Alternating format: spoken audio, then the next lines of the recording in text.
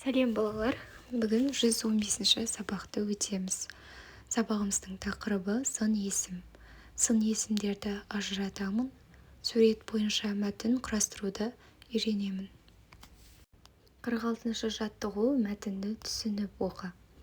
Самыркеш, ақшыл жолақтары бар, қоңыр қызғылт түсті орман құсы. Ол ұзақ уақыт бойы ағаш басында отыруды ұнатады. Ұя салар кезінде қалың орман ішіне енеді. Адамдарға көрінбеуге тырысады. Бұл құс көктем айларында шырша зиянкестерімен қоректенеді. Осылайша табиғатқа едәуір пайдасын тигізеді. Сен білесің бе энциклопедиясынан? Мәтін не туралы? Мәтін самыркеш, орман құсы туралы. Мәтіннің түрін анықта. Бұл мәтін сипаттау мәтіннің түріне жатады. Келесі тапсырма: қарамен жазылған сөздерге сұрақ қой. Бұл сөздер нені білдіреді? Бұл жерде қарамен жазылған сөздер ақшыл, қоңыр, қызғылт.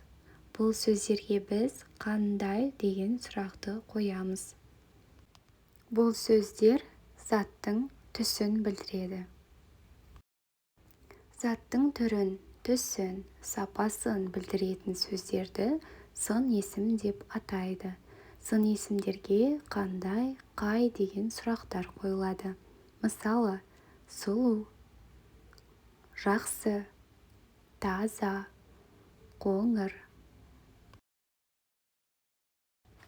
47-ші жаттығу: жұмбақты көркем жаз, шешуін тап. Сырты жасыл, дәні қара, іші қызыл, шырын ғана. Жұмбақтың шешуі қарбыз. Ендігі астындағы тапсырмаларды орындайық. Сын есімдердің астын сыз. Бұл жерде сын есімдер жасыл, қара, қызыл. Қандай деген сұраққа жауап беріп тұр.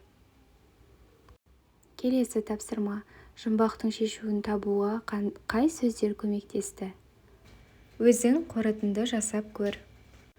Жұмбақтың шешуін табуға сын есімдер көмектесті. Жасыл, қара, қызыл деген сөздер. 48-ші жаттығу: суреттер бойынша мәтін құрастыр.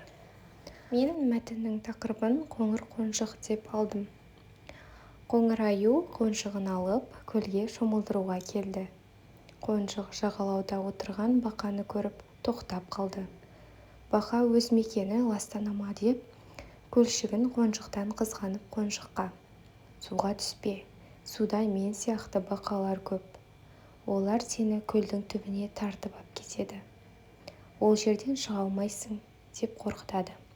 Қорқақ қонжық аюға қарамай қаша жөнеледі. Аю бәрін түсініп қонжығын ұстап алып көлге тастайды. Қонжық алғашында бақаның сөздерін есіне алып қорыққанымен, кейіннен аюдың ойнатқанына қуанып, сумен ойнап шомылып алады. Көлден шыққан қонжық көлдің судың қорқынышты емес екенін түсінеді. 49-ші жаттығу: кесте бойынша сын есімдерді мағынасына қарай топтап жаз. Бірінші түс: жасыл, күлгін, боз. Боз дегеніміз ақшыл түс. Екінші дәм: ащы, қышқыл, дәмді, тәтті. Үшінші көлем: үлкен, ірі, ұсақ, кіші. Пішін: домалақ, сопақ, сүйір. Ал соңғы сапа: жақсы, құрғақ.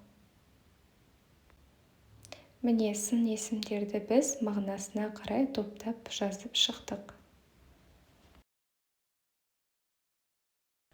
50-ші жаттығу: ребусты шеш. Шешуіндегі сөзді қатыстырып сөйлем құра.